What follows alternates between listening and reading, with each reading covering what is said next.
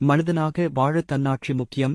அதற்கான அடிப்படை பாடம் பணத்தின் மதிப்பு என்பதை குழந்தைகளுக்கு படிப்படியாக கற்றுக் கொடுப்பது மிக அவசியம். பணம் என்பது எப்படி வருகிறது, எதற்காக பயன்படுத்த வேண்டும், எப்படி சேமிக்க வேண்டும் என்ற அடிப்படை எண்ணங்களை அவர்களுக்குள் உருவாக்க வேண்டும்.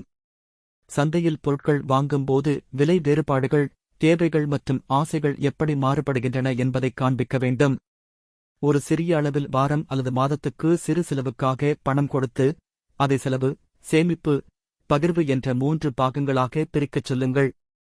பிகி பாங்க் அல்லது குழந்தைகளுக்கான சேமிப்பு கணக்கு தொடங்கி, பணம் எப்படி தாராளமாக இல்லாமல் படிப்படியாக சேர்கிறது என்பதைக் காண்பிக்கலாம். பணம் வெறுமனே வழங்கப்படுவதில்லை, உழைப்பின் மூலம் கிடைக்கும் என்ற உண்மையை அவர்கள் உணர, வயதிற்கேற்ப சுமூகமான வேலைகளை கொடுத்து உழைப்புக்கான பரிசாக பணம் கொடுக்கலாம். உடனடி ஆசையை கட்டுப்படுத்தும் பழக்கம் பயிற்சியாக இருக்க வேண்டும். ஒரு விளையாட்டு பொருளை வாங்குவதற்காக வாரங்களாக பணத்தை சேமித்து வாங்கும் அனுபவம் அவர்களுக்கு பொறுமையும் மதிப்பீடும் கற்றுத்தரும். தவறுகள் நேர்ந்தால் கடுமையாக கண்டிக்க வேண்டாம், பதிலாக அது ஒரு பாடமாகச் சொல்லிவிடுங்கள். இப்படி பணத்தை பற்றிய பொறுப்பும் மதிப்பும் வளர்ந்தால் அவர்கள் எதிர்காலத்தில் கடன்களில் சிக்காமல் தங்களுக்கேற்ற வாழ்க்கையை வாழும் புத்திசாலிகள் ஆவார்கள்.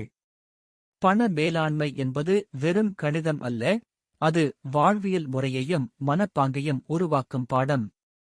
உங்களுக்கு இந்த தகவல் பிடித்திருந்தால் இந்த காணொளியை லைக் செய்து ஷேர் செய்யவும். மேலும் ஏதேனும் கேள்விகள் இருந்தால் கமெண்ட் பாக்ஸில் கமெண்ட் செய்யவும். நன்றி.